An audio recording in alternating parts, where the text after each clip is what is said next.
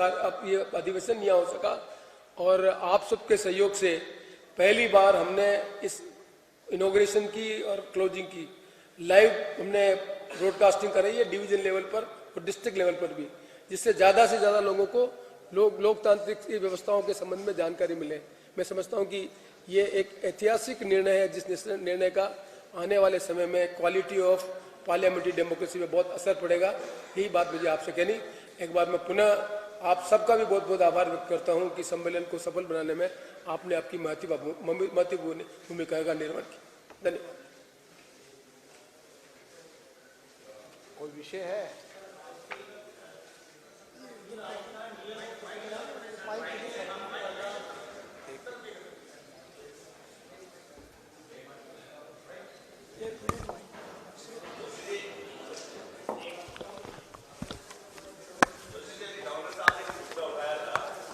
जोशी जी देंगे जवाब में दूंगा।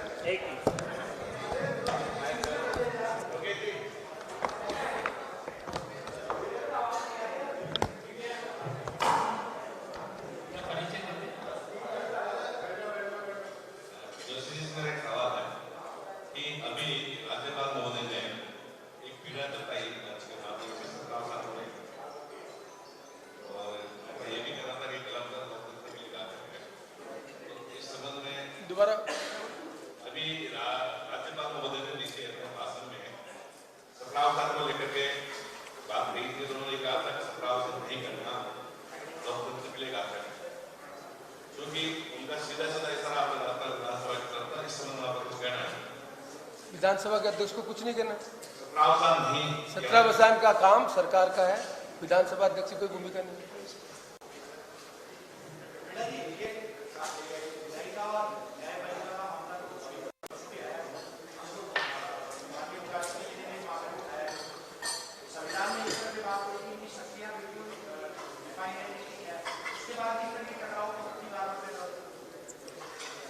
मैंने आपको बताया कि संविधान के अंदर सबके क्षेत्राधिकार और शक्तियां निहित है। इसलिए पीठासीन अधिकारियों के सम्मेलन में पीठासीन अधिकारियों की चिंता है कि सभी संस्थाएं अपनी अपनी मर्यादा में रहें और जो पृथक्करण का सिद्धांत है उसका पालन करें।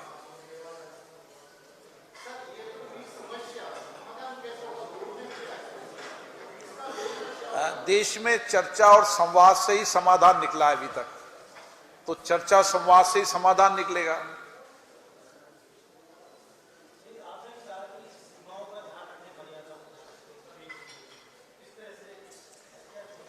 मैंने कहा ना कि सबको संदेश कार्यपालिका, न्यायपालिका, विधायिका, लेकिन विधायिका सर्वोच्च है, कानून बनाने का उसको अधिकार है और कानून बनाने का अधिकार होने के कारण ये अपेक्षा की जाती है कि सभी संस्थाएं अपनी अपनी मर्यादाओं में रहें।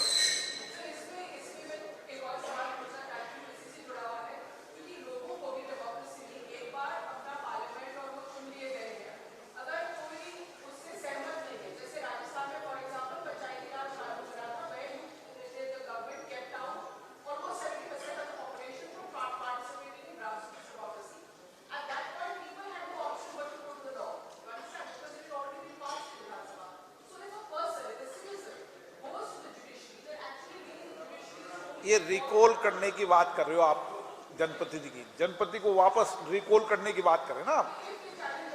तो ये तो संसद और विधानसभा रिकॉल नहीं कर सकती, ये तो सरकार कानून बनाएगी, चुनाव आयोग से चर्चा करेगी, उनका विषय है। तो हमें रिकॉल करने का अधिकार नहीं है। हमारा तो ये कहना है कि संसद और विधानसभाओं में लगातार नियोजित तरीके से विधान करना या जनप्रतिनिधि के द्वारा लगातार बेल में आकर हंगामा करना, बार बार नियोजित तरीके से सदन को स्थगित करने का प्रयास करना, ऐसे जनप्रतिनिधियों के लिए एक आचार संहिता होनी चाहिए और आचार संहिता सभी राज्य विधानमंडल बनाएंगे, क्योंकि केंद्रीय विधानमंडल में आचार संहिता बनी हुई है। तो ये अपेक्षा की जाती है कि राज्य के विधानमंडल भी आचार संहिता बनाएंगे ताकि सदन व्यवधान न हो और सदन व्यवस्थित तरीके से। रिकॉल करने का अधिकार तो जब सरकार कानून लाएगी, चुनाव आयोग से चर्चा करके, तब उसमें होगा।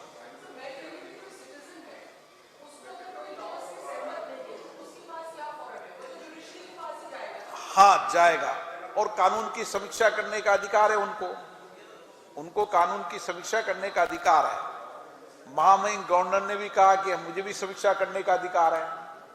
इस तरीके से कानून की समीक्षा करने का अधिकार उनको भी है, लेकिन ये अपेक्षा की जाती है कि जो कानून संसद और विधानसभाओं में सर्वसम्मति से पारित हुए हैं और वह कानून, हर कानून की समीक्षा करने के लिए पीएलआई लगाना उचित नहीं है, या सरकार के काम में लगातार हस्तक्षेप करना ये भी न्यायोचित नहीं मानती। इसी तरीके से विधानमंडलों का मानना है कि विधानसभा की कार्रवाई के अंदर, संविधान के अंदर नियम प्रक्रिया है कि आप विधानसभा की कार्रवाई को गाइड नहीं कर सकते कि कैसे विधानसभा की कार्रवाई करेंगे। ये तो विधानसभा के अध्यक्ष या लोकसभा के स्पीकर ही तय करेंगे, ये अधिकार उनका है।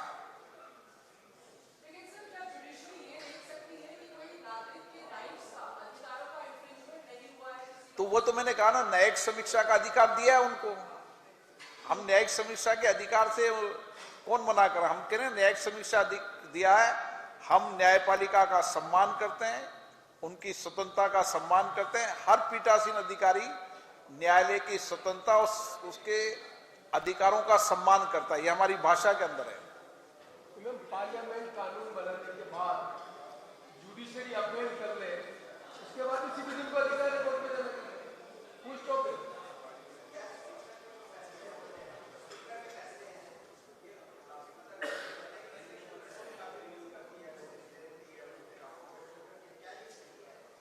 कानून में 2000 आप जो आर्टिकल है उसमें क्लियर कट मेंशन है 211 और 211 में जुडिशरी को एक दिया गया है कि उनका जो निर्णय है उसको डिस्कस नहीं किया जा सकता। 211 आर्टिकल संविधान में 212 में यह है कि विधानसभा की प्रोसीडिंग को और किसी जुडिशरी रूम में नहीं दिया जाता। 211 का संविधान का और 212 का है। यही तो प्रश्न है कि 211 में लिखा हुआ है तो 212 में जुडिशरी रिव्यू कर रहा है, प्रोसीडिंग को लिखा हुआ है प्रोसीडिंग। मैं व्यक्तिगत पूछे तो भाई जुडी प्रोसीडिंग तो स्टेज बात की है, निर्णय लेने को तो रिव्यू करने समझ में आ सकता है, पर प्रोसीडिंग को रिव्यू करने का क्लियर कट लिखा हुआ उसमें, तो प्रोसीडिंग को रिव्यू करने की स्टेज तो बनती नहीं है।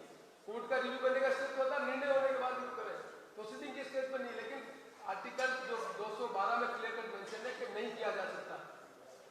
ये जो आप जो चर्चा कर रहे हैं यही संविधान की चर्चा है। जैसा संविधान बना राजेंद्र प्रसाद ने कहा कि संविधान कितना ही अच्छा हो और उसको जो एग्जीक्यूट करने वाले आदमी ठीक नहीं है तो वो संविधान कोई उसका नहीं हो सकता। और संविधान कितने डिफेक्टिव हो, उसको एग्जीक्यूट करने वाले अच्छे हैं तो परिणाम ठीक ढंग से आते हैं। तो चाहे जुडिशरी का आदमी हो वो भी कोई व्यक्ति है, चाहे स्पीकर है वो भी कोई व्यक्ति है। नियम और कानून तो बने हुए हैं पर व्यक्ति के इनका कारण भी इनका इन्फ्लुएंस आता है, तो सामने नजर आ रहा है। और इसीलिए बार बार पीठासीन अधिकारियों में आज में चर्चा की है, माननीय उपराष्ट्रपति जी ने भी चर्चा की है कि भाई डेमोक्रेसी में जो कॉन्स्टिट्यूशन में एनविशेष किया गया है कि तीनों ही अपने इंडिपेंडेंट जो अपने संविधान में उनकी व्यवस्था है उसका पालन करें। तो कानून बनाने का तो अधिकार जुडिशरी को है ही नहीं, ये तो बहुत क्लियर कट है। कानून बनाने का अधिकार विधायिका को ही है। कानून बन जाए उस कानून को स्क्रूटनी करने का काम जुडिशरी का है कि कानून डिफेक्टिव बना है नहीं बना है। उस कानून की डिफेक्ट के बाद भी कानून को वापस बनाने का रेक्टिफाई करने का अधिकार विधायिका को ही है। कोई pronouncement of judiciary cannot decide the law, लेकिन ओनली डिसाइड इस कानून में ये कमी और खामी है।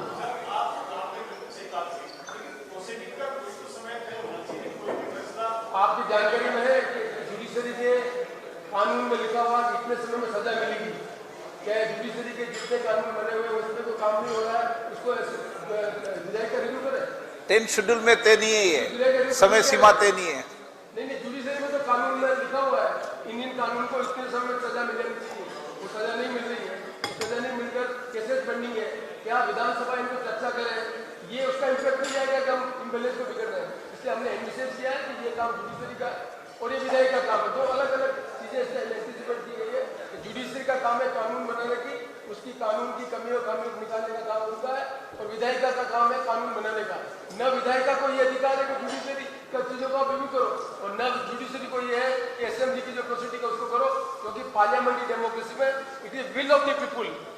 हम पार्लियामेंट डेमोक्रेसी में जनता के द्वारा चुने हुए प्रतिनिधि को कानून बनाने का अधिकार दिया है। तो दी एस्पिरेशन एंड पीपुल प्रॉब्लम्स को एड्रेस करने का जो प्लेटफॉर्म है वो प्लेटफॉर्म विधायिका है। That platform is not the judiciary, that should be very clear. इसीलिए सेपरेशन का कॉन्सेप्ट लागू किया गया है कि जुडिशरी करेगी, विधायिका करेगी, एग्जीक्यूटिव करेगी। हाँ, ये बात सही है जिस पर सब चर्चा कर रहे हैं कि विधायिका बहुत अच्छे ढंग से कार्यपालिका के चीजों को स्क्रूटनी कर सकती है, प्रोवाइडेड हम रेगुलर असेंबली की मीटिंग बुलाएं। That is different issue. लेकिन जुडिशरी का और उनका बिल्कुल सेपरेशन क्लियर है। तो मैं समझता हूँ कि ये इशू तो बराबर डेट हो जा रहा है। और जैसा अभी उपराष्ट्रपति ने कहा है, जो सबको मालूम है कि आज की डेट में ये चीजें हेल्दी डेमोक्रेसी के लिए है, डेमोक्रेसी इवॉल्व हो रही है। वैसे वैसे हम समझते हैं कि जो कॉन्स्टिट्यूशन में प्रोविजन है, तीनों संस्थाएं अपने उसका पालन करेंगे।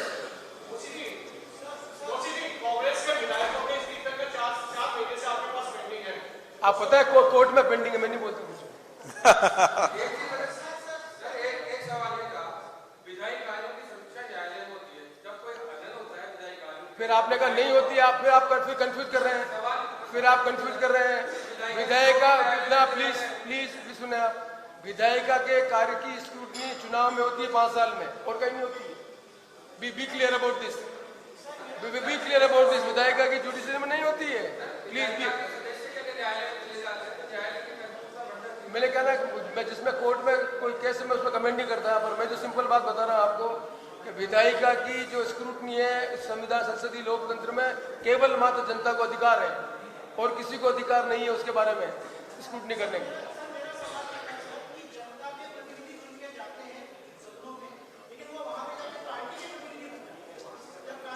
आप अजीब प्रश्न पूछे है ना, आप एक बात सुनिए, आप सुनिए, वो जनता के प्रतिनिधि किसके बने हुए होते हैं? अधिकांश पार्टी के नॉमिनी होते हैं, वही तो प्रतिनिधि बनते हैं। आप पार्लियामेंट्री डेमोक्रेसी की प्रीरिक्विजिशन से बने। Parliamentary democracy can not envisages without party, and party के नॉमिनी के अलावा ज्यादातर जिन पार्टी के नॉमिनी जीतते हैं उनके बहुमत में सरकार बनती है, बिना पार्टी के सिंबल की सरकार नहीं बनी है।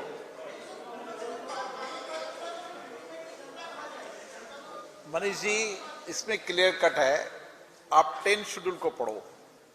जब 10 शेड्यूल बना था उसके अंदर भी व्यक्ति पार्टी से चुनकर आए या निर्दलीय चुनकर आए, 2 विषय। 10 शेड्यूल के अंदर यह है कि कोई भी कानून बनाते समय कोई भी दल जो उस दल का सदस्य है उसके लिए व्हिप जारी कर सकता है। आपका जो मत है ना, व्हिप जारी कर सकता है। तो ये 10 शेड्यूल के अंदर है, कानून बनते समय 10 शेड्यूल के अंदर। इसलिए व्यक्ति दल से चुनकर आता है, अपनी दल की विचारधाराओं को भी अभिव्यक्ति करता है, जनता की अपेक्षाओं को भी अभिव्यक्ति करता है। अब कोई व्यक्ति अगर दल से चुन के आए तो उसी दल की सरकार बनेगी जिस दल का बहुमत आएगा। तो आपका ये कहना है कि वो दल से चुनने के बाद यहां भी दलीय व्यवस्था में रहता है, आपका ये कहना है ना? तो दलीय व्यवस्था में तो रहेगा, व्हिप से बन जाता है। 10 शेड्यूल के अंदर है, कानून बनाया, कानून बनाया, ये तो कानून बनाया, कानून बनाया तो पास किया जेंटलमैन, ये कानून बनाया और स्कूटी किया, जुडिशरी ने अपील किया उसको, तो कानून बना हुआ है। 10 शेड्यूल में है ना वो। तो आप, मैं दूसरी बात आपको जो आपको नोटिस बना इंपॉर्टेंट है, जो एंटी डिफेक्शन बिल है उसमें 2 प्रोविजन कर रखे हैं। पार्टी का स्प्लिट हो तब भी उसमें बात फैसला होता है कि डिस्क्वालीफाई होगा कि नहीं होगा, और लेजिस्लेटिव विंग का स्प्लिट हो तब भी उसमें मर्जर होगा कि नहीं होगा। 2 तरह की व्यवस्था उस एंटी डिफेक्शन बिल में भी है। Please understand it. पार्टी एक तरफ है, पार्टी का स्प्लिट हो तब भी होगा, और पार्टी का स्प्लिट नहीं हो और लेजिस्लेटिव 2/3 चल जाएंगे तो वो भी होगा। 2 तरह के प्रोविजन किए। इसलिए एंटी डिफेक्शन बिल में आप जो कह रहे हो वो कानून बना है, कानून की एक धारा को सुप्रीम कोर्ट ने स्टक किया है, उसके बाद वो कानून बना है, उस कानून के अंतर्गत विप की व्यवस्था को जुडिशरी ने अपील किया।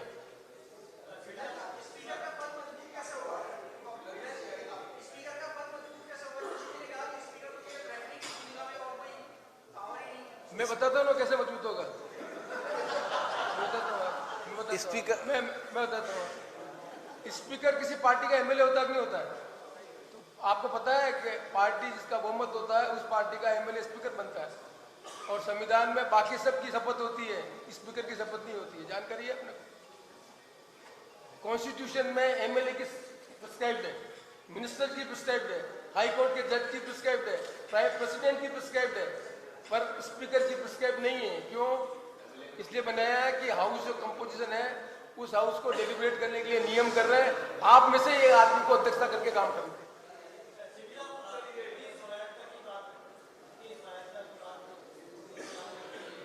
वित्तीय सहायता का मतलब यह है, जैसे राजस्थान विधानसभा के कोई भी वित्तीय प्रपोजल है तो सरकार में पार्लियामेंट जो हमारा सेक्रेटरी उसके थ्रू जाता है, असेंबली का सरकार से समझ थ्रू पार्लियामेंट सेक्रेटरी है, असेंबली का सेक्रेटरी डायरेक्ट गवर्नमेंट को कम्युनिकेट नहीं करता।